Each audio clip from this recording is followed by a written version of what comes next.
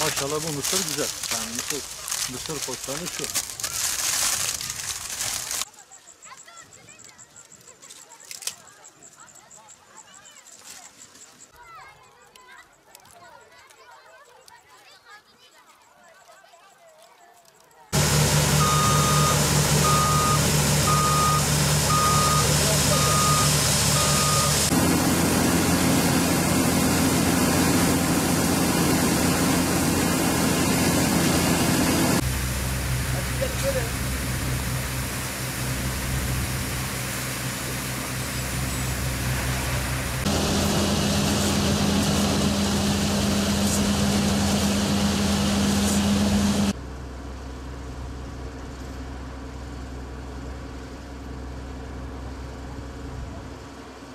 Hasatlar başladı malumunuz. Bugünlerde hasatların sonuna doğru geldik. İşte evet, bu sene mısırlar malumunuz biz biraz fazla yağış vardı ilk ekim sırasında.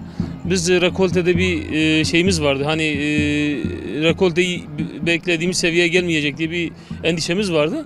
Ama çok şükür son zamanlardaki hasatlarla verimin çok düşük olmadığını gördük. Rekolte iyi, fena değil. Fiyatlar da çok kötü değil, çok iyi de değil, orta. Ama daha iyi olabilirdi. Şu anda 690-95 liraya gidiyor tonu. Bu da gerçi bizim için yeterli değil ama en azından çiftçimizi zarardan kurtarıyor. Hasatlar sanırım en geç bir haftaya kadar hiç kalmayacak. Çiftçi yani hafif bir şey var, bir burukluk var ama yine de dediğim gibi yani zararda değil çiftçimiz, o bizi mutlu ediyor. Geçen sene göre hem rekoltede biraz azalma söz konusu. Fiyatta geçen senekine aynısı, yani 5-6 lira bir artısı var. Ama şeydir, yani dediğim gibi çok kötü değil, daha iyi olabilirdi. Batman'da malumunuz bizim sol sayı sulama kanalımız var. O sol sayı sulama kanalı çerçevesinde bizim işte toplamda 40-45 bin dönüm arazi var. İşte bizim ortalama rekoltemiz 55-60 bin ton civarıdır. Bana göre geçen sene gibi değil verimler. Ama yine de Allah'a binlerce şükür biz sol sulama kanalıyla suluyorduk. Bir de en son sefadayım ben. Ona nazaran mısırımı kurtarmaya çalıştım bir çiftçi olarak. Ama beklentimin üzerinde alamadım. Yine de mutluyum. Yalnız fiyatlarda biraz sıkıntı oldu. Özellikle ofisin fiyatları belirlememesi çiftçiyi biraz sıkıntıya soktu. Bu arada tüccarların eline düştü yine çiftçi. Eğer erken açıklanabilseydi 1-2 kuruş daha yukarıda olabilirdi.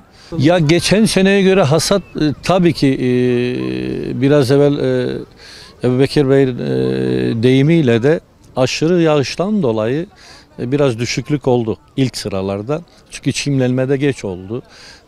Geç çimlenme olduktan sonra aşırı yağış onu etkiledi. Ama çok da kötü değil yani. Devletten beklentimiz açıkçası televizyonlarda boy boy işte çıktılar.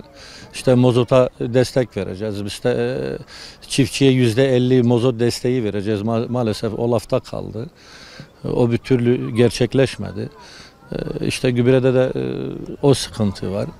Biliyorsunuz mozot gübre çiftçinin bel kemiği, yani mozotta eğer destekleme olmasa arazi icareleri alıp başını götürdü. Ama fiyata baktığın zaman fiyatlar hala düşük. Ofis fiyatı açıklamış olsaydı o da çiftçiyi mutlu edebilirdi. Bundan sonra devletin yapacağı desteklerdir yani. Yani mozot desteği, gübre desteği, ekipman desteği. Bizim beklentimiz bunlardır. Yani devletten başka çiftçinin ne isteği olabilir?